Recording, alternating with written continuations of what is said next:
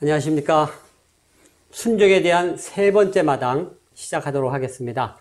우리 첫 번째 마당 순종이 무엇이냐, 두 번째 마당 왜 순종하는가 이를 얘기했다면, 이번 세 번째 마당은 좀 마무리하는 의미로 무엇을 순종하는가, 어떻게 순종하는가, 아마 그런 이야기가 될 것 같아요. 빌립보서 2장 8절. 네, 2장 8절 읽어드려요? 아니요. 네. 우리 신앙인에게 깊이 그 말씀을 이렇게 묵상하고 성찰하면은 네. 아마 가시일 거예요. 가시같이. 또 성서가 다 가시인데 유독 이게 이제 죽으란 소리니까 더. 네. 그러니까 우리 예수님, 이게 목사님 말씀이라고 하지 말고 네. 그냥 예수님의 말씀이 진리니까 네. 진리를 받아들이고 그것에 따라 순종한다. 그러면 사라지나? 그 말씀 그대로 하면은. 최소한 우리 시대엔 힘들죠, 살기가. 우리 시대만이 아니고. 네. 그 당시 시대에도 그랬을 것이고. 예. 그게 사라지냐 말이에요. 예를 들면 우리가 산상수훈이라고 얘기도 하고, 그 있잖아요. 네. 마태하고 누가, 팔복. 예. 팔복이라고도 예. 얘기해요. 복이 있나니. 네. 그렇게 사라지나 말이에요. 이제 깊은 얘기는 하지 않겠어요. 언젠가도 한번 얘기를 했는지 어쩐지 모르는데, 제가 그 교회 건축 이론을 쓰다가 가난한 자는 복이 있나니, 교회는 가난한 교회가 되어야 되고, 예를 들면 교회 건축도 가난한 건축이 돼야 되는데 그 가난이 왜 복이 있는지 난 모르겠다. 그 뒤로 교회 건축론 쓰기를 중단해버린, 그게 풀리지 않으니까. 네. 예수님의 말씀에 순종하고 따른다. 불가능한데 우리의 일상의 삶 속에서. 네. 어떻게 하라고요? 그러니까 우리가 순종이나 복종이란 말을 가지고 자발적 순종이든 적극적 복종이든, 자발적 순종이 됐든 적극적 말씀에 따른 복종이 됐든, 네. 예, 그 복종이 때로는 디트리히 보네퍼의 경우에는 그 말씀의 적극적 복종이 그 시대의 폭력과 사륙과 전쟁에 대한 네. 저항으로 드러난단 말이에요. 예. 그러면 보네퍼가 틀린 건가? 그러면 우리가 말씀에 순종하고 말씀에 따른다고 할 때 아주 정직하게 이야기할 부분이 있어요. 그것도 제가 한번 말씀드렸어요. 설교 실컷 해놓고 나도 그렇게 못 살고 여러분도 그렇게 못 사는 거 내가 압니다. 우리가 그 말씀에 따라 그대로 살지는 못한다고 해도 그 말씀이 진리의 말씀이라고 하는 것 자체는 잊지 않아야 될 거 아닌가. 가식하지 말고 나 이렇게 못 살아요. 앞에 보고 말씀. 네. 나 이렇게 못 살아요. 네. 왜 그렇게 못하는가? 네. 해보려고 하는데 나 안 되는데요. 왜 그리스도인들은 그렇게 못하는가? 현실 세계에서, 세속적인 삶에서, 일상의 어떤 생활에서 사는 건 절대 복음의 말씀에 따르는 그런 삶과는 절대 같지 않은, 오히려 어긋나고 오히려 그 말씀을 배반하는 그런 삶을 살면서 왜 그렇게 순종 복종이라는 말을 쓰는가? 결국은 하나님의 말씀에 따른 예수의 삶이라고 하는 것은 죽음으로 귀결되고 부활 얘기는 나중에 하죠. 다른 얘기예요. 그러면 예수의 삶을, 참 어려운 얘기인데, 그리스도를 본받아, 그리스도를 뒤따라. 어떻게 해? 그 말씀에 따르고 순종한다고 하는 것이 얼마나 어려운지 우리는 의식하지 못하는 거죠. 자기의 신앙생활에서. 근데 왜 의식 안 하려고 하는 거겠죠? 신학적으로 대답할 수 있는 사람들 많을 거예요. 예를 들면 하나님의 죄의 용서와 은총에 내가 그만큼 은총을 받았으니까 내가 하나님의 말씀을 따른다. 은총을 받고 그런 영혼이라고 하면은 정말 예수님의 가르침대로 살아야 될 거 아니에요, 삶을. 근데 그 삶은 그런 게 아니야. 근데 그걸 물으면은 그렇게 대답해요. 삶과는 무관하게. 도대체 이게 뭔가, 이게. 이게 위선이고 가식이 아니라고 하면은. 그 수다방에서 이 얘기를 했죠. 진리가 너희를 자유케 하리라. 예수님의 가르침의 어떤 진리에 따르고 순종하고 복종하는 것이 결국 우리의 자유의 문제인데. 자유라고 그랬어요. 자, 이제 자유를 어떻게 얘기할 건가, 그러면은. 대항적, 대척적 어떤 개념으로. 예. 복종, 자유. 예. 복종과 서로 대척되는 대척되는 위치에 있더라고요. 그런 거죠. 예. 그렇게 보더라고요, 전부 다. 그러면 진리에 따른 예수님의 가르침에 순종하는 예. 예수님이 우리에게 선포하신 삶으로 보여준 진리에 순종하는 예. 그것의 결과가 자유라고 하면은 예. 그 자유는 뭐죠? 순종함으로써 얻어지는 게 자유입니까? 지금 그렇게 말씀하시는 거예요? 우리 신앙의 구조가 그렇잖아요. 진리가 너희를 자유케 하리라. 예. 그 얘기는 그러면 순종하는 게 진리라는 거예요? 진리에 순종한다고 그러죠. 그러면은 진리에 순종해야죠. 예, 예. 하나님의 말씀이 진리고 예, 예. 그 진리에 순종하고 복종하는 거 아니에요. 예. 우리가 복종한다고 하는 건. 예. 그러면 이거 목사님 말씀에 복종하고 교회 뭐야 이게 이런 건 다 하지 말자고요. 그런 정말 얘기는 허접쓰레기 아니고. 같은 예, 얘기예요. 예, 그건. 그러니까 예. 진리가 너희를 자유케 하리라 할 네. 때 우리는 그리스도인은 그렇게 얘기하겠죠. 네. 나는 하나님의 말씀에 따른다. 하나님의 말씀에 순종한다. 네. 진리의 말씀에 복종하고 따르고 순종한다. 예. 그러면 그 결과는 결국 자유인데 자유죠. 그 자유가 뭐냐고요. 그러면 그때 순종 혹은 복종하고 이 자유하고 배척되는 걸까요?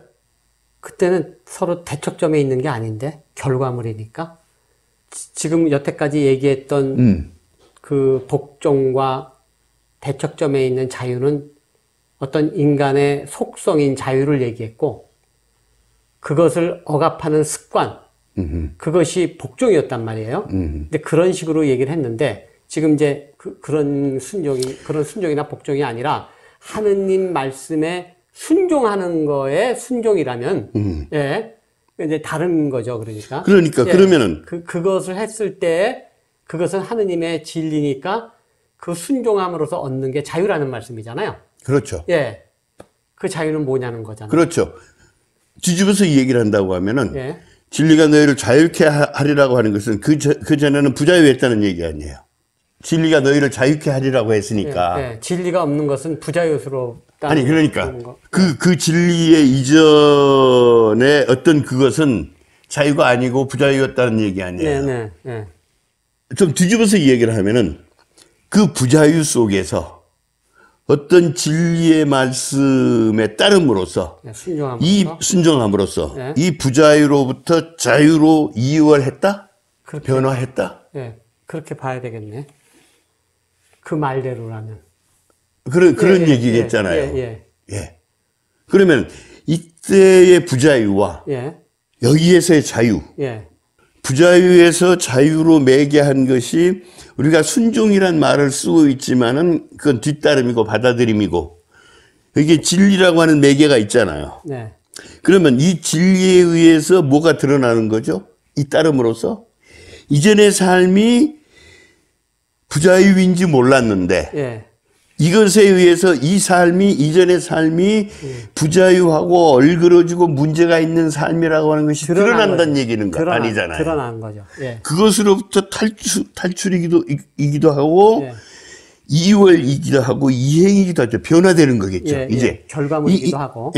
이전의 삶은 우리가 진리의 이전까지는 하나님의 말씀 이전까지는 예수의 삶으로 드러나기 이전까지는 그것이 부자유한 삶인지 어쩐지 몰랐지만 쉽게 얘기하면은 율법이 그야말로 하나님의 어떤 법도인 줄 알았는데 유대교 쪽에서 얘기를 한다면 그 종교적 삶이 예수의 삶에 의해서 이것이 부자유, 인간을 자유하지 못하게 하고 사람답지 못하게 하는 그런 것이라고 하는 것을 깨닫고 이 진리에 의해서 예.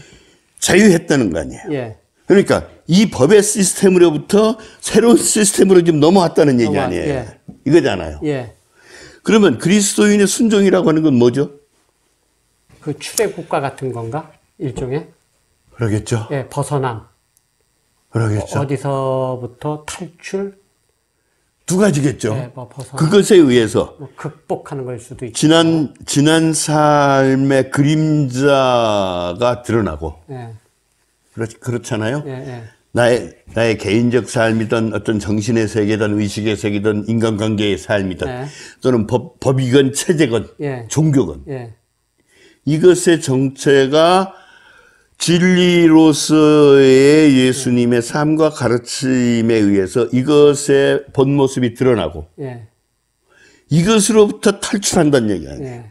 뭐 전복, 뭐 그럴 수도 있고요. 탈출. 우리식으로 얘기한다면 지금까지 그걸 회개라고도 얘기를 했어요. 예, 회개. 메타노이, 내가 전번에도 얘기를 했었죠. 메타노에 생각을 때려 바꾼다. 예, 예. 그러니까 우리가 순종, 복종을 이야기할 때 바로 그걸 얘기를 하는 거냐, 지금. 그냥 전통적인 어떤 우리의 삶의 공동체제, 우리의 삶의 사회적인 어떤 시스템, 역사적인 그런 것에 의해서 힘 있는 자, 권위 있는 자, 뭐 가진 자에 굴종하면서 살아왔던 예. 그런 것으로부터 단순히 벗어난다는 얘기냐. 그러면 예수님의 삶에 의해서 당신의 가르침에 의해서 지난 삶의 세계가 문제가 있다는 것을 알아차리고 되돌아선다.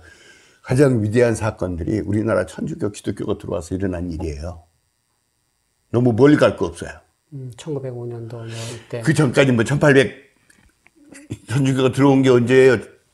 200년, 200년에서 1600, 예. 뭐 얼마, 어쨌든. 예. 그게 들어옴으로써 지금까지 그들이 몸담고 살아있던 삶의 세계의 모순과 부조리와 어떤 그림자들이 드러나니까 이것에 의해서 이쪽으로 돌아오는 거 아니에요. 새로운 세계로. 그걸 목숨을 걸고 지키려고 했잖아요. 순교죠. 그 시대를 보면은 이게 무서운 얘기예요. 단순히 개종의 문제가 아니거든요. 왜 죽였어요, 이 사람들을? 왜 죽였나요? 이들은 그 말씀과 그 진리에 순종하고 복종했죠. 자발적으로.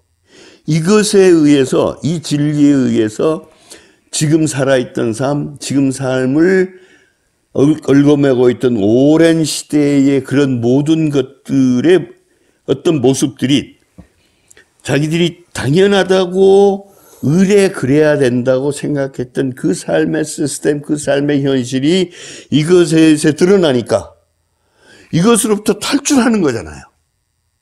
보니까 빌라도나 유대교 지배 집단이 로마의 지배 시스템이 예수를 죽일 수밖에 없었던 그런 현실이 일어난 거 아니에요.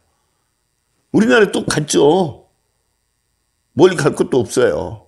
예수의 말씀에 따른다고 하는 것, 진리가 우리를 자유케 한다고 하는 것은 그런 어마어마한 현실이 들러붙어 있는 거죠, 이게. 죽느냐 사느냐, 저기 실존적 결단이죠. 당시로서는 그렇겠죠. 예. 그 당시로서는. 그렇죠. 박해라는 이름으로 뭐 우리가 알고 있는 것들. 그렇죠. 예. 순교죠. 그때 순교죠, 그건. 그 죽을 수밖에 없는 거죠. 그러니까 얘기했죠. 예수의 삶만이 하나님의 말씀에 따른 죽음에 이르는 것이 아니라 그 예수의 말씀에 순종하고 예수의 말씀에 복종하고 그를 따름이라고 하는 것은 그 시대에는 자기의 목숨을 담보하는 거죠. 왜냐하면 새로운 세계를 받고 예를 들면 아까 도로스 조일러가 환성과 복종 얘기를 할 때 그 판타지를 본 거거든요. 그러니까 우리가 얘기한 SF 판타지가 아니에요, 이게. 예, 맞아요. 예. 새로운 삶의 질서를 본 거거든요. 예. 아, 이거네. 유교에 의해서 그렇게 철저하게 그 비천한 자리로 몰릴 수밖에 없던 여성들이 천주교, 개신교가 들어오면서 한국교회가 완전히 여신도판이잖아요. 이거 어마어마한 얘기거든요. 쉽게 간과하면 안 돼요. 요즘 남자들 교회 잘 안 가요. 아까 장모님 말씀 잠깐 얘기고 저도 어머니 얘기했지만 뭔가 설명은 못 해요, 당신들이. 내가 이래서 그리스도인이고 이래서 교회에 나가고 이래서 내가 교회에 헌신하고 순종한다 하는 걸 설명을 못해요. 그것이 뭐라고. 그런데 조금만 넓게 깊게 생각해 보면은 당신들의 삶 속에서 어떤 판타지를 보는 거거든요. 생명의 새로운 빛에 자기의 삶의 의미에 대한 자기의 존재의 의미에 대한 새로운 판타지를 보는 거예요. 그러니까 당신들은 글로 가는 거예요. 우리 여신도들이 그렇게 몰리는 거고.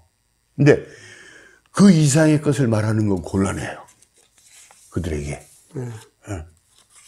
진리가 너희를 자유케 하리라.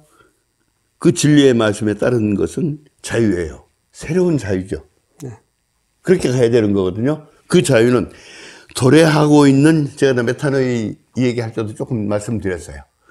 도래하는 새로운 세계를 향한 자유죠. 낡은 세계로부터의 자유인 동시에 순종은 새로운 세계를 향한 자유죠. 네네. 그래서 불교에서도 미륵 하생부를 해서 소위 마이트레이야 미륵 불교에 따르면 그 미래불거든요. 미래불. 도래하는 세계를 보여주는 어떤 그런 거거든요. 그건 시간을 정해놓고 그래도 온다고 하니까. 우리가 언제 올지 가늠할 수 없는 시간이지만. 언제 올지 몰라요. 비슷해져. 여전히 한국 불교도 민중불교의 세계 속에서는 미륵불이 그 혼불처럼 살아있는데 교종불교 속에서는 본존불의 문제죠.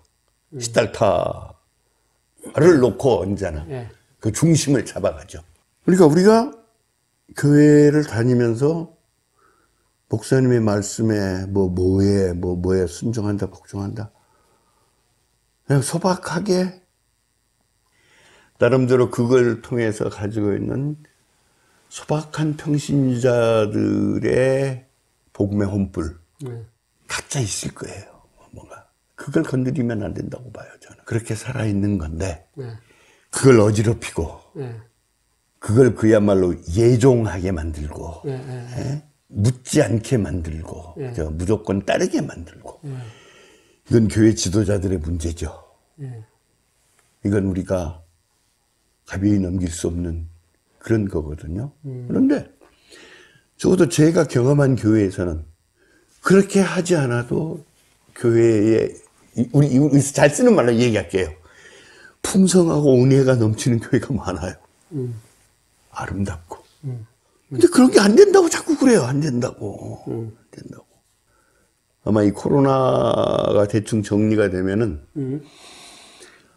개신교는 거의 반토막 날 겁니다. 이미 반토막 났죠. 이미 반토막 났다고 할 수 있어요. 예. 그러면 그렇게 순종하고 복종한 그리스도인이었다고 하면은 나 좀 궁금해요. 혹시 좀 알아볼 수 있으면 알아보세요. 헌금은 예전대로 다 온라인으로 붙이고 교회 재정에 문제는 없는가?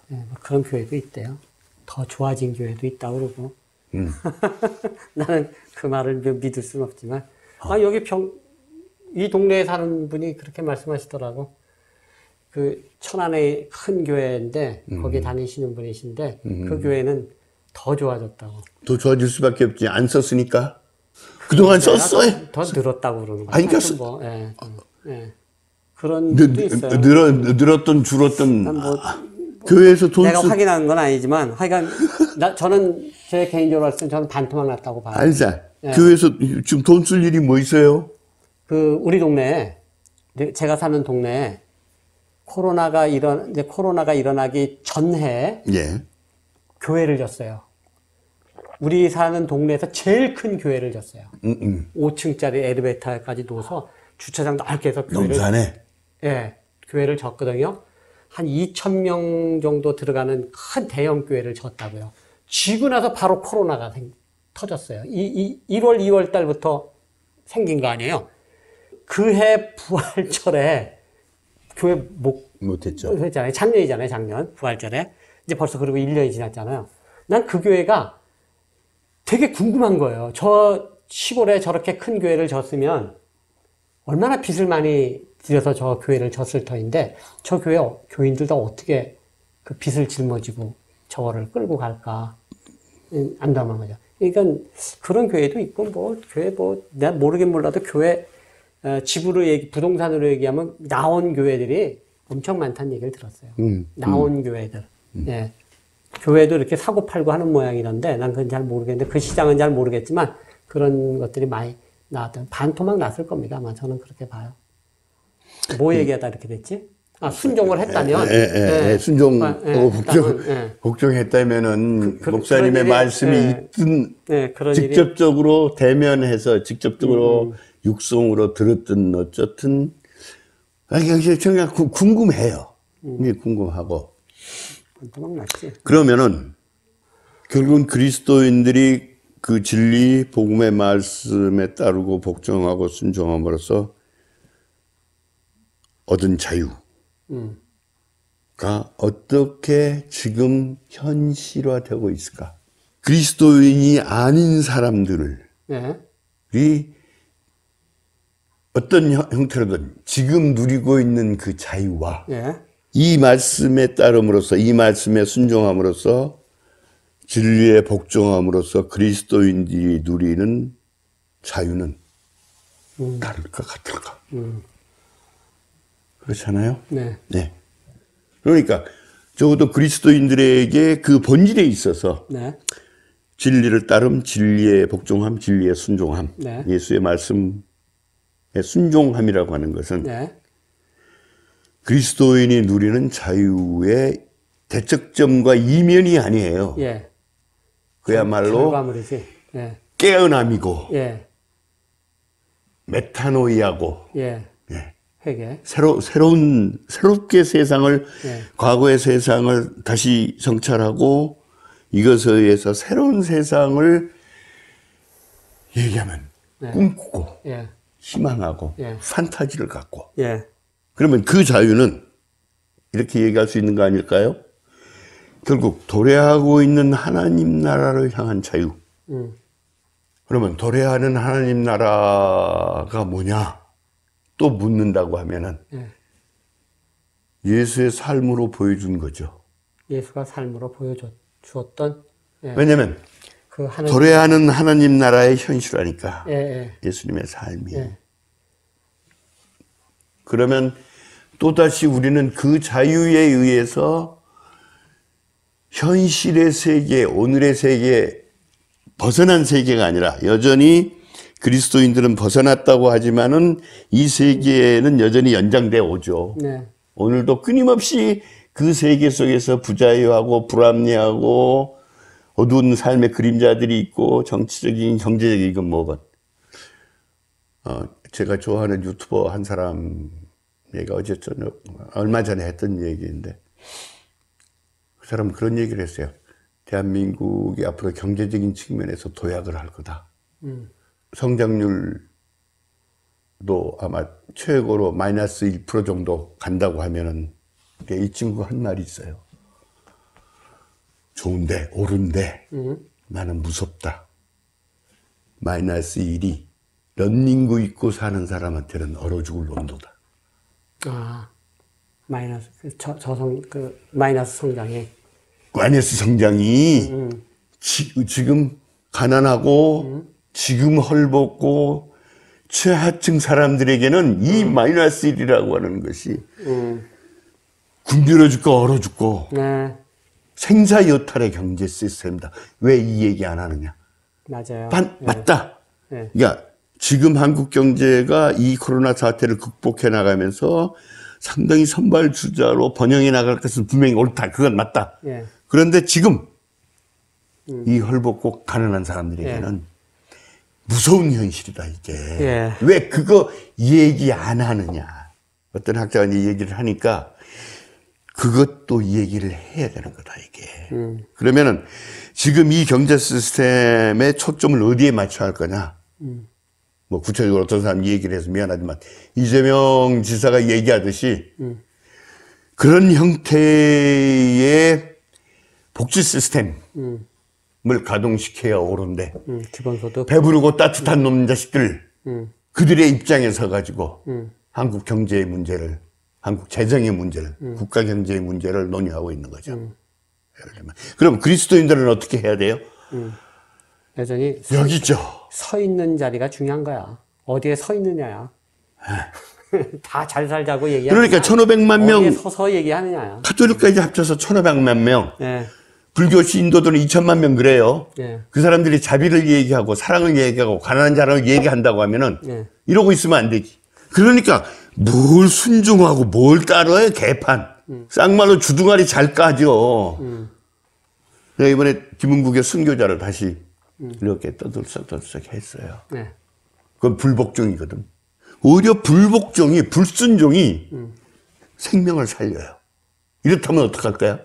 한 목사가 그 말씀에 따른 복종이 아니라 배신과 불복종이 다른 사람의 생명을 살려요. 그때 그건 불복종인가?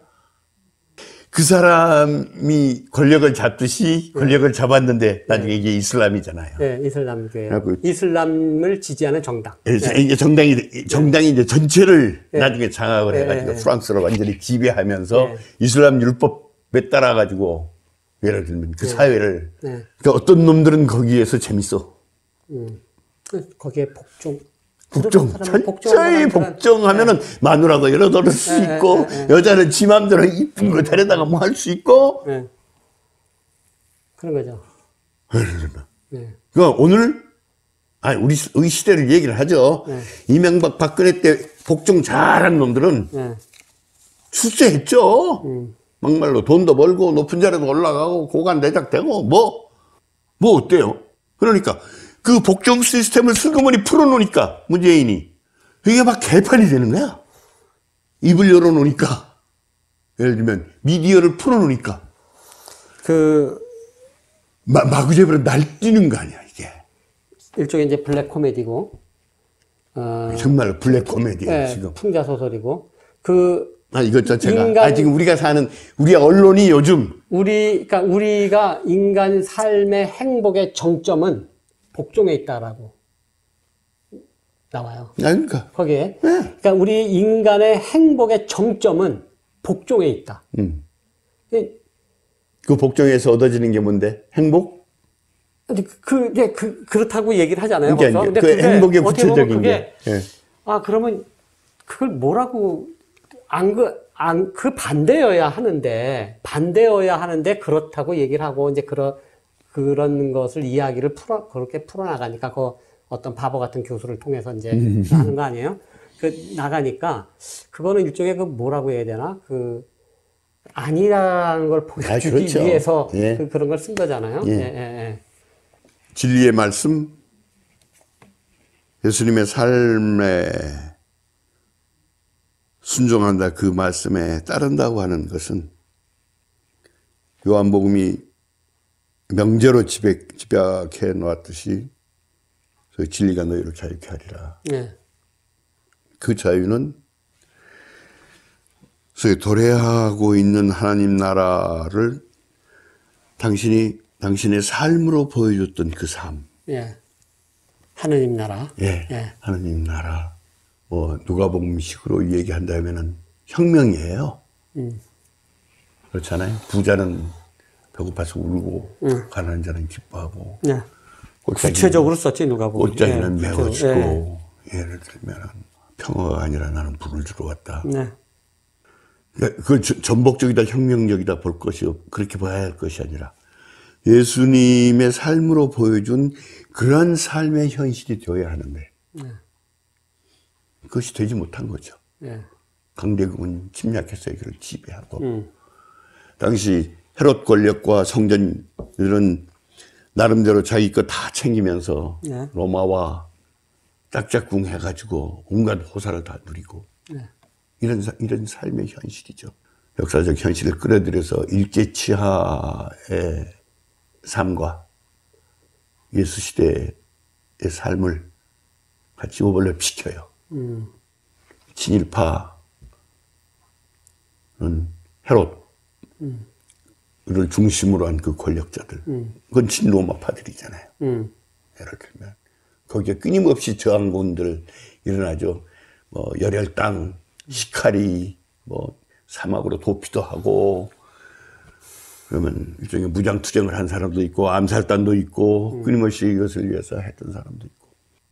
정말 교회에서 진리에 순종하고 예수님의 말씀에 복종하고 하는 그 삶을 의식하고 그것을 한다고 할 때 우리가 결국은 염두에 둬야 되고 한 번은 성찰해야 할 것이 이거 참 무서운 개념인데 흔해 빠진 말이 아니라 의례 쓰는 말이 아니라 나의 신앙, 기독교 신앙인의 정체성을 입증하기 위해서 내가 따릅니다, 순종합니다, 복종합니다가 아니라 이것 자체가 얼마나 무시무시한 말인지 이 말을 쓴다고 할 때 그걸 다시 한번 되돌아봐야 한다. 그건 곧 오늘 우리의 삶의 그리스도인 각자의 삶의 자리에서 예수님의 삶을 통해서 보여주고자 했던 그 시대의 그 삶으로 드러나는 그 당시의 삶의 폭력성, 기만성, 허위, 폭력, 억압 이것이 오늘 그리스도인들의 삶에 의해서 드러나야 되는 거예요. 예수님이 와가지고 다시 드러내 주는 것이 아니고 그럼.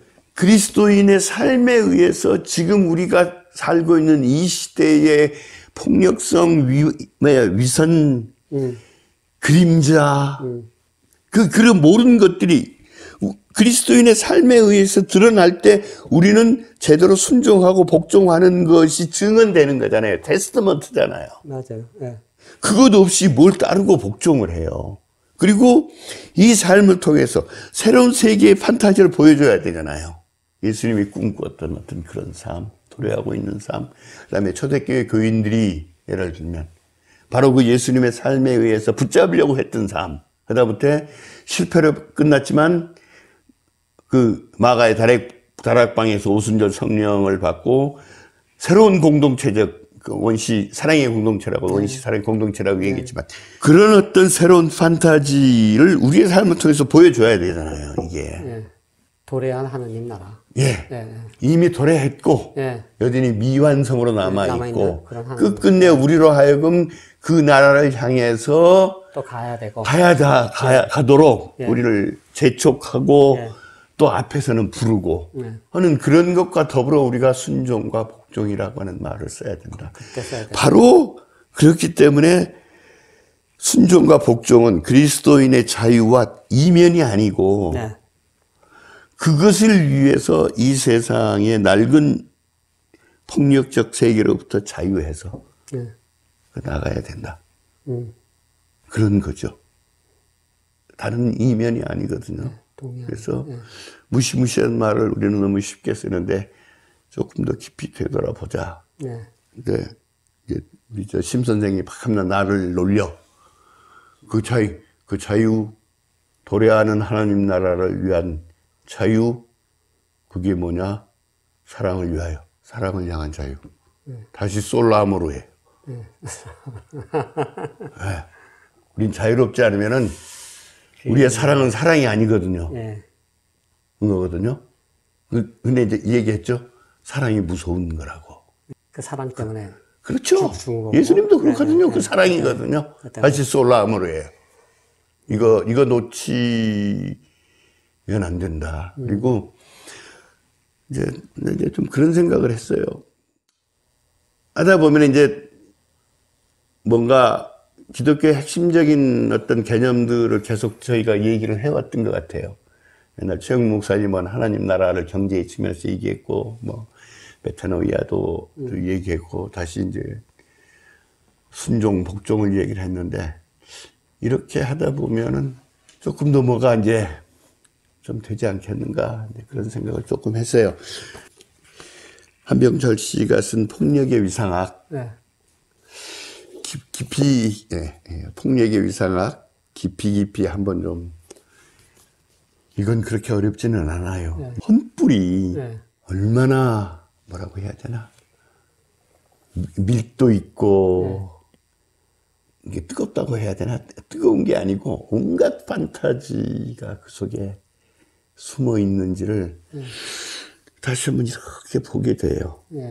왜냐면은, 지금 서구에서 이야기하고 있는 모든 비판 철학의 뿌리는 예수예요. 히브리고. 저는 그렇게 읽어져요. 저는 정말 그리고 또 하나만 더 소개할게요. 이것도 어려운 건 아닌데 얼마 전부터 후딱 반하고 있는 분인데 이게 암으로 돌아가셨어요. 김진영 선생의 상처로 숨쉬는 법. 네. 그 아도르노의 미니마 모랄리아 해설서인데 차근차근 읽으시면서 우리 기독교의 혼불이 가지고 있는 그 깊이와 아름다움, 그다음에 무한한 잠재력, 이것을 다시 한번 좀 느낄 수 있을 것 같고요.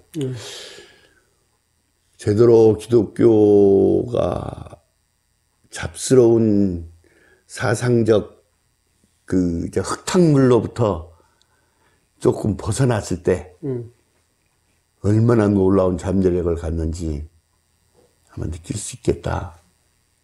그런 생각을 했어요. 이 두 분도 너무나 그 오래고 깊은 어떤 서구 철학, 서구 사상의 흐름 속에서 결코 벗어나지를 못해요. 그래서 때로는 그 예수의 삶의 어떤 깊이, 그 힘, 거기에 가닿지 못하고 여전히 그 맥락 속에서 나름대로 비판 정신을 키워오는데 저는 요즘 읽으면 읽을수록 당신들의 모든 비판 정신의 뿌리는 히브리 정신이고 예수의 삶이다. 저는 오히려 계속 그것을 느낍니다. 이 정도 하죠. 네, 감사합니다. 순종에 대한 이야기, 순종이 무엇이고, 왜, 어떻게 해야 되는가, 그런 문제 마무리 해주셨는데, 하여튼 세상은 저절로 좋아지지 않는 것 같아요. 그래서, 순종이 이렇게 어려운 거라면, 예, 감사합니다. 이렇게 마무리하겠습니다. 예. 순종에 대해서 이렇게 잡다하게 얘기를 나눠봤습니다. 시간에 순종해서 끝냅시다. 순종해야죠. 예, 삶에 순종해야죠. 감사합니다. 예, 네. 쓰셨어요.